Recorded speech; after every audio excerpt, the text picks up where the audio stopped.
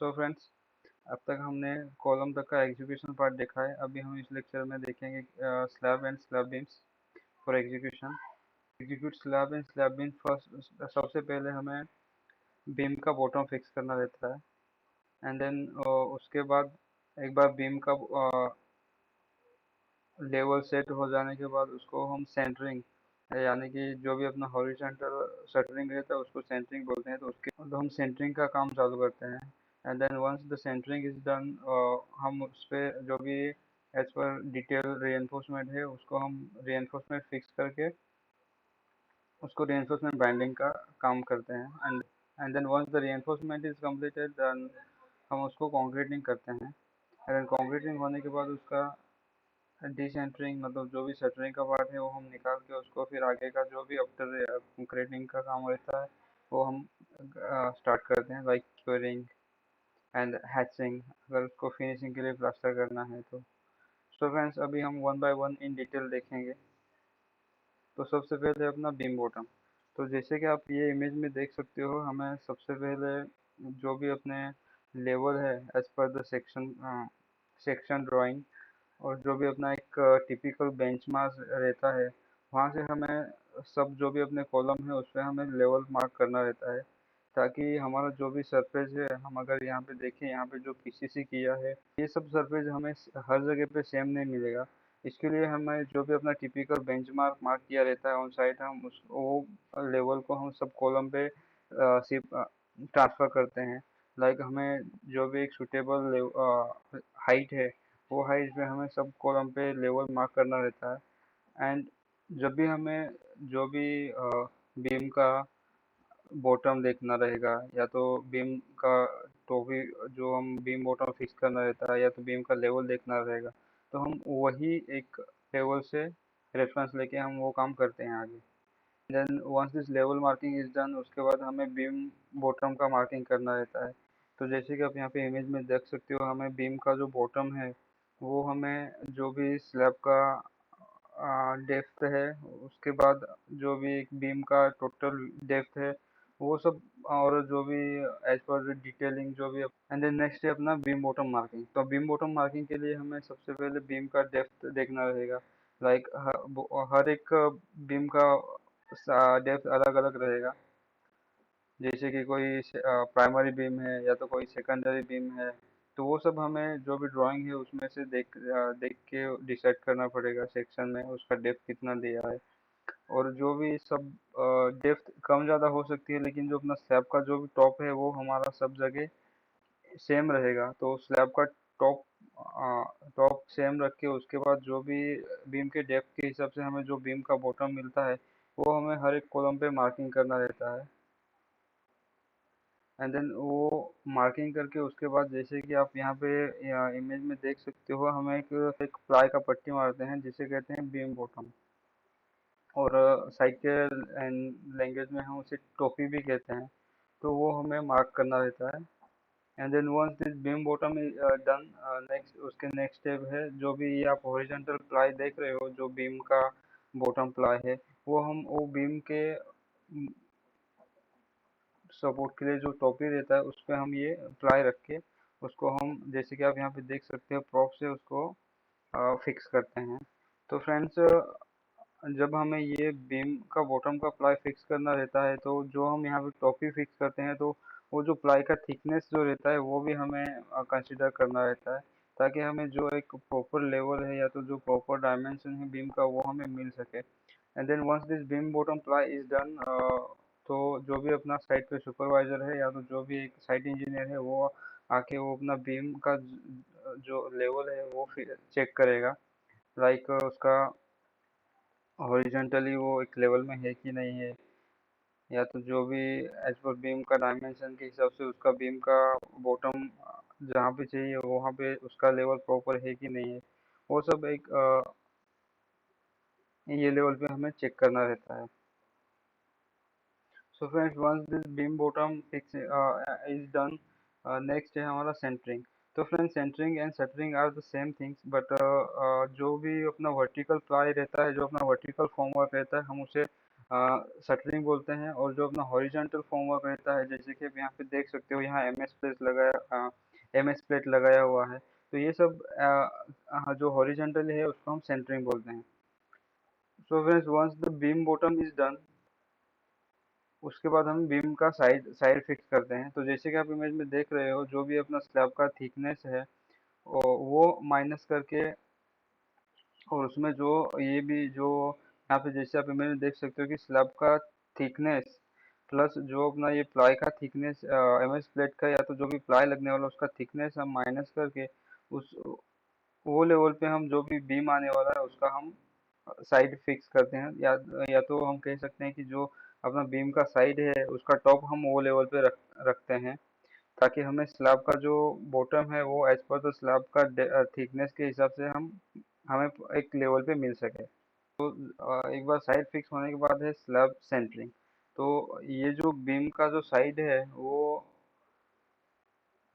Actually जो हमने in previous slide में देखा कि जो अपना बीम का हॉरिजॉन्टल प्लाई है उसका जो टोपी जैसे एक्ट करता है, उसके सेम वे से जो बीम का साइड साइड जो होता है, साइड प्लाई, वो एज स्लैब का सेंटरिंग जो होता है उसका एज ए टोपी एक्ट करता है।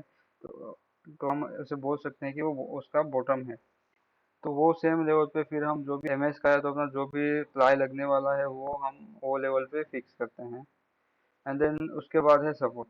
तो फ्रेंड्स, जैसे कि आप देख सकते हो इमेज में, हम once this centering is done, हम सपोर्ट सिस्टम ऐसा रहता है जैसे कि आप इमेज में देख सकते हो। तो as per the supporting method, तो बहुत बार इसमें हम स्पैन भी यूज करते हैं, जिसके वजह से हमारा सपोर्ट का जैक है वो नंबर ऑफ जैक कम हो जाता है। एंड जो हमारा पहला जो प्रॉप जो आने वाला है बीम के नीचे, वो पहला प्रॉप हमें इंश्योर करना रहता है कि जो 300 mm या ज़्यादा ना हो।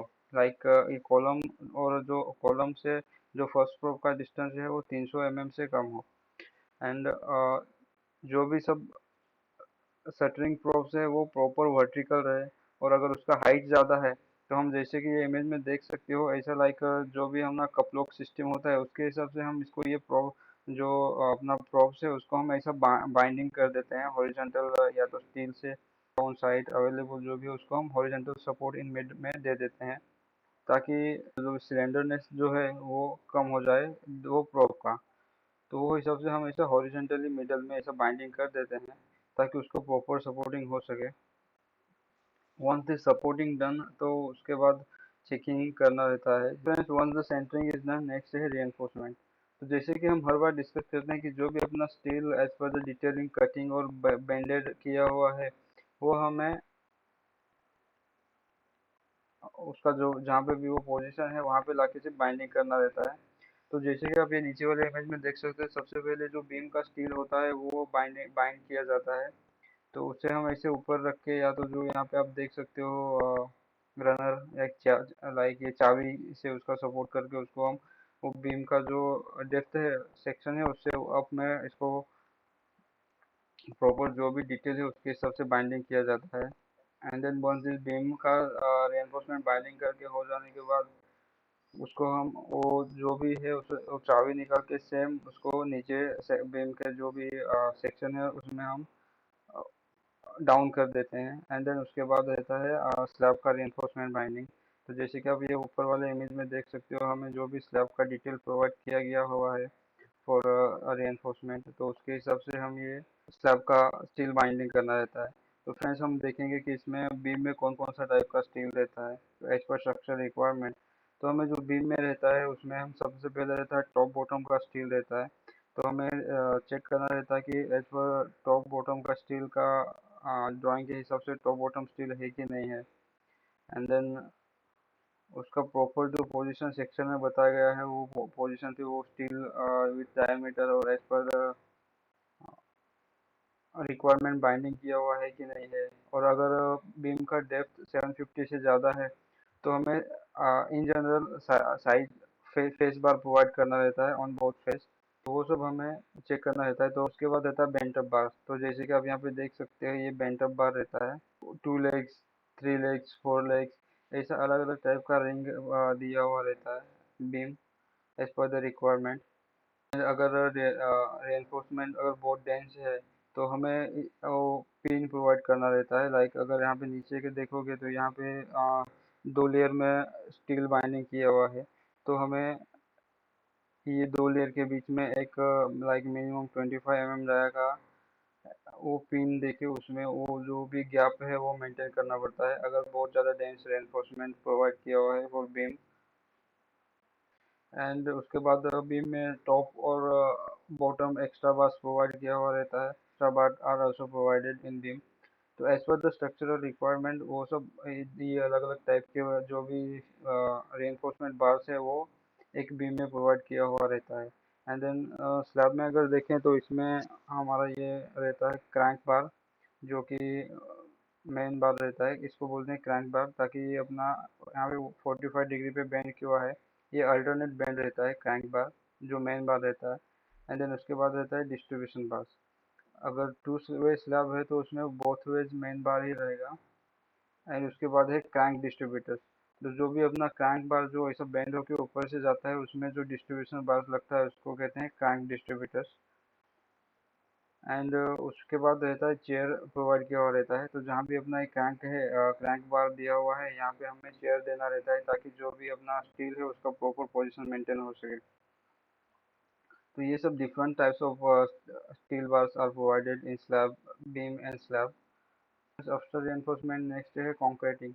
तो एक बार प्रॉपर रेनफोर्समेंट का चेकिंग होने के बाद, उसको चेक सर्टिफाइड होने के बाद, reinforcement is done and all checkings in reinforcement are completed, तो हमारा नेक्स्ट स्टेप है कंक्रीटिंग।